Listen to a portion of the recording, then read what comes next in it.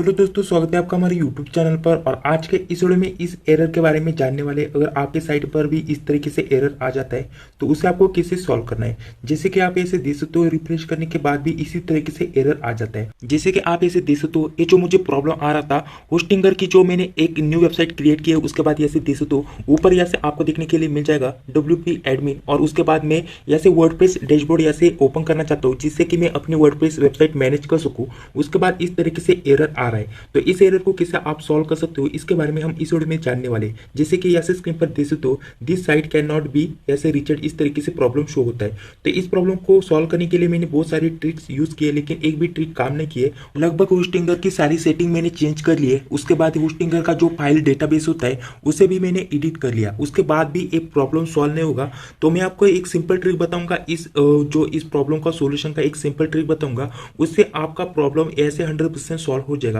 मेरा तो problem solve हो चुका है, उसी तरीके से आपका भी प्रॉब्लम सॉल्व हो जाएगा।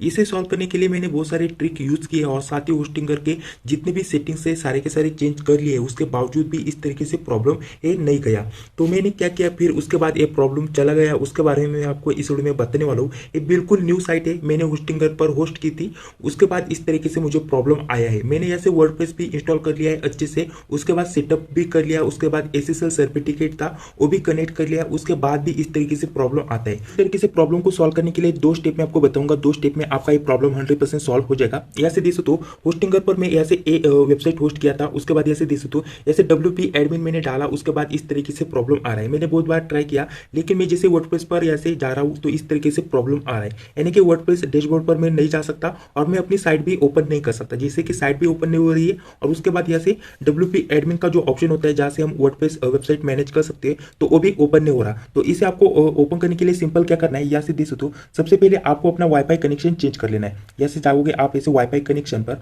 और उसके बाद जो भी आपने वाईफाई कनेक्शन ऐसे कनेक्ट कर रखा होगा उसे आपको चेंज कर लेना है। जैसे मैंने चेंज करके ऐसे कनेक्ट कर लिया, तो उसके बाद ऐसे एक प्रॉब्लम सॉल्व हो जाएगा। उसके बावजूद भी अगर आपका प्रॉब्लम सॉल्व नहीं होता तो आपको दूसरा काम ये करना है कि आप जो भी ब्राउजर यूज करते हो उस ब्राउजर को आपको ऐसे यूज नहीं करना। थोड़ी देर के लिए आपको दूसरे ब्राउजर पर ये साइट ओपन कर लेनी है। जैसे कि ऐसे देख सकते हो, एक बार मैं फिर से ऐसे एक बार पेज आपको रिफ्रेश करके दिखा देता हूँ। अभी मैंने ऐसे सिर्फ ऐसे वाईफाई कनेक्शन चेंज किया है। उसके बाद ऐसे देख सकते हो, यहाँ से मैं WP एडमिन डालता हूँ तो इस तरीके से वर्डप्रेस पर मुझे यहाँ से लॉगिन होने के लिए इंफॉर्मेशन आ जाती है। यहाँ से यूजर नेम पासवर्ड डालकर मैं यहाँ से लॉगिन हो सकता हूँ। और साथ ही अगर आपके पास इस तरीके से नहीं आता तो आपको जो भी ब्राउजर यूज करते हो उस ब्राउजर को यूज नहीं करना। थोड़ी देर के लिए आप दूसरे ब्राउजर को यूज करना और उसके बाद इस तरीके से आपको एक बार कर देख लेना है, तो 100% ये प्रॉब्लम सॉल्व हो जाएगा। सिर्फ आपके कनेक्शन की वजह से, IP एड्रेस की वजह से एक प्रॉब्लम आता है। तो आपको एक बार आपका वाईफाई कनेक्शन एक तो ऑन ऑफ कर देना है, नहीं तो वाईफाई कनेक्शन आपको चेंज करना है, नहीं तो ब्राउजर आपको चेंज करना है। उसके बाद ये प्रॉब्लम सॉल्व हो जाएगा।